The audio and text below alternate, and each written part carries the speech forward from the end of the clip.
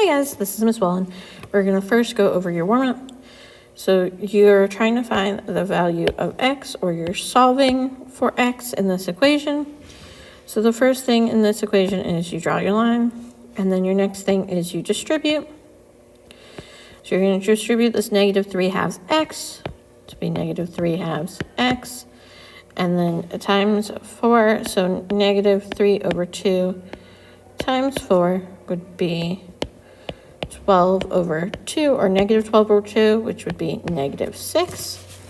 So -6 equals 9 minus 4x. The next thing I'm going to do is I'm going to subtract 4x, subtract 4x. So I have I've got to add 4x here, So then I have 4 minus 3/2. I have to make that have the same denominator.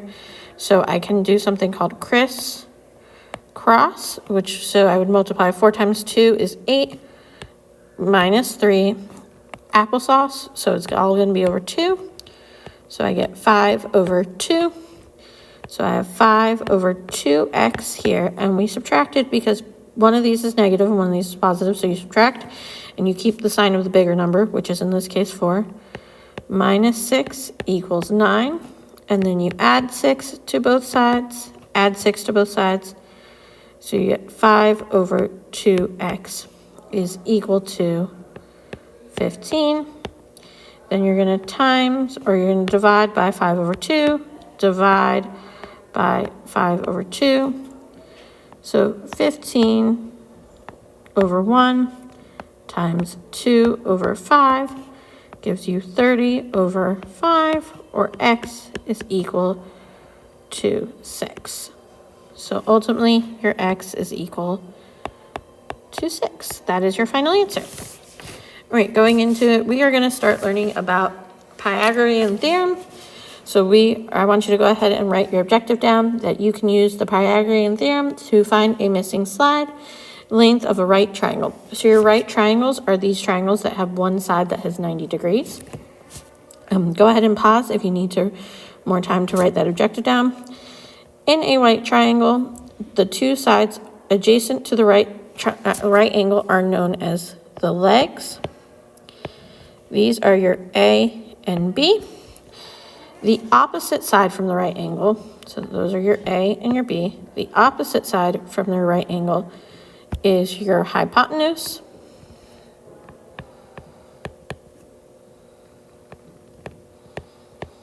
Or your C. The hypotenuse is always the longest side of your right triangle. So the Pythagorean theorem tells exactly how the side lengths of a right triangle, so it's only that right triangle, it's only those that are 90 degrees, that have that 90-degree angle, are related. So in any right triangle, the square of the hypotenuse is equal to the sum of the squares of the other two. That is a fancy way of saying that a squared plus b squared is always equal to c squared. So the a on your triangle here plus the b squared of your triangle here is equal to c squared. We're first going to practice just labeling some triangles here. So you have 3 steps that come when you are labeling your triangle. You're going to find your right angle is the first step. So you're first going to find your right angle. Find the right angle. And again, when I say right, I don't mean the perfect angle or the special one. I mean the one that is 90 degrees. Your second step is label A and B, the angles next to, or the sides next to the right angle, or adjacent to the right angle. And then your third step is to label the angle across, which is C. So label the side across, which is C, is angle C, or side C. So first we're going to find that right angle, which in this case is right here. Then we're going to label A and B, and then we're going to go ahead and label the side across from it, which is C.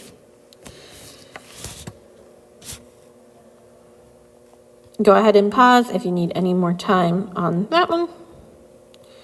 So again, following those steps, we're going to first find our right angle, and then we're going to label it A or B, and then we're going to label the angle or the side length across from the right angle, C. So you have A, B, and C.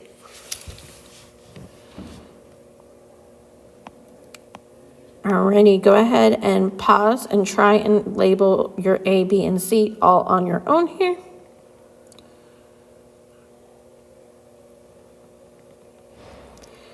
Alrighty, again, pause if you need to, but go ahead and label your A, B, and C all on your own here.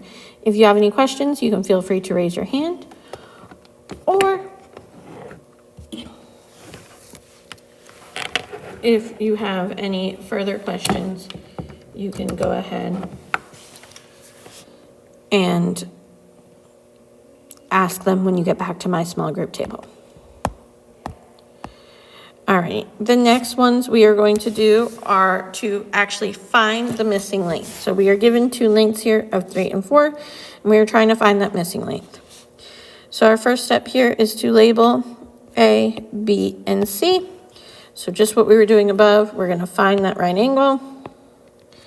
We're going to label one of these A, one of these B, and then that longest side, the one across, always has to be C.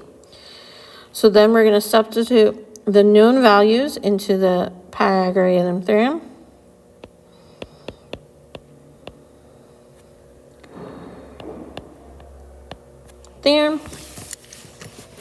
And then solve for the missing value. Solve for the missing value. So that looks like this. First, we've already labeled it. Next, we're going to write out that equation. We have A squared plus B squared equals C squared. You always have to write out that equation. It helps you remember it, and it helps you make sure you are doing the right thing. So then you plug in or substitute the known values. So you have 3 is your A. So you have 3 squared plus B, which is 4 squared, equals C squared. So then you have 3 is 9 plus 4 is 16 equals C squared. Then you have 9 plus 16 is 25 equals C squared. So you're not quite done with it. You're almost done. You have to figure out what squared would equal 25. So you have to find out the square root of 25. The square root of 25 is equal to 5. So therefore, C is equal to 5. So your missing answer or your final answer would be C, 25. So we're going to do that again. Our first step is to find our angle, right? Because we have to label our sides. We have A and B, and then the side across is going to be C. So then you substitute your values. So you have A squared plus B squared equals C squared. You have A and B here. So you have 7 squared plus B squared, which is 24, equals C squared. So you have 49 plus 24 times 24 times 24, which is equal to 576 equals c squared. And then you have 49 plus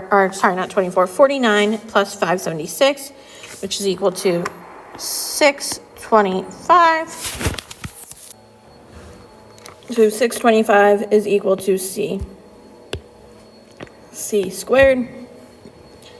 So you are trying to figure out what squared equals 625. So you need to do the square root of 625, which is equal to 25. So that c is equal to 25. So that is your final answer on this one. Go ahead and pause if you need to. Copy this down. We're going to go ahead and move on. There we go. No, wrong. All right, here's our next one. So again, our first step is to find that angle so that we can label all our sides. We're going to find that angle. We have A here.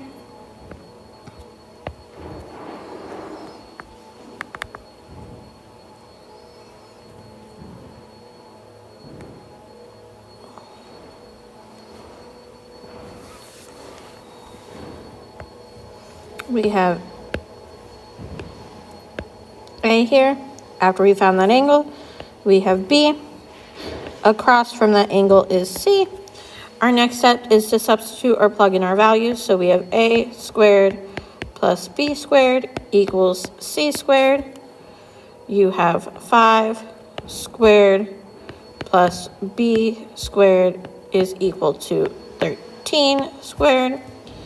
You have 25 plus B squared is equal to 169. Again, you're just working that out, 5 squared. Now here you're going to solve the equation without the exponent first. So just like you would do, you would subtract 25 here. That just said B. Subtract 25 here. You get B squared is equal to, is 144. So again, you're trying to find what squared is equal to 144. So you're trying to find the square root of 144, which is equal to 12. Then you have, so B is equal to 12. And you're all done with that one. Feel free to pause, copy this down if you need to. Alrighty, go ahead and pause this one, copy it down on your paper, see if you can try it by yourself. If you have any questions, please raise your hand and me and Miss Barber will be around. Same thing here. If you have any questions, pause it. Me and Miss Barber will be around, or you can ask me when you come to my back table.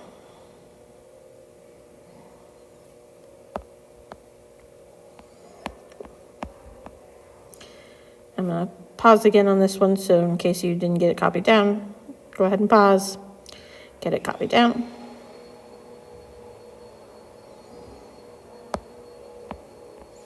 All right, a rectangular pool at Andy's gym measures 25 meters by 50 meters. So what we're going to do is we're going to draw, when we have anything that says a rectangular pool, and it says how many meters would he need to swim in order to swim diagonally. So the first thing we're going to do is I encourage you to always draw it out. I know that this would be our 25, this would be our 50. And then I'm going to draw the line across that we're trying to find. This is what we're trying to find. This is our question mark.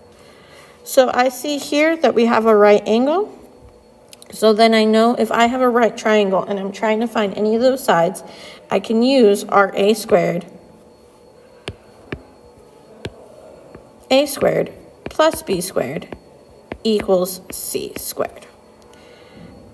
So I'm going to find my angles. I'm going to label my sides A, B. The one across is going to be C.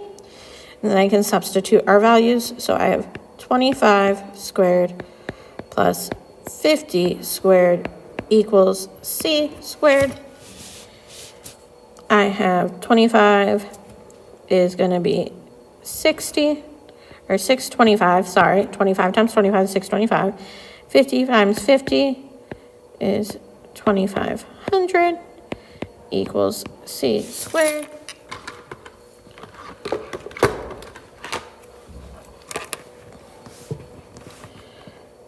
$625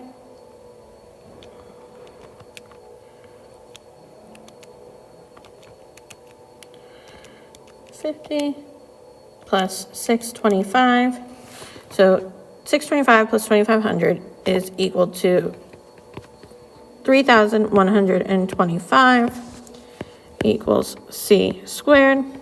So then you have to find the square root of c squared. So again, you're trying to find the square root of 3,125,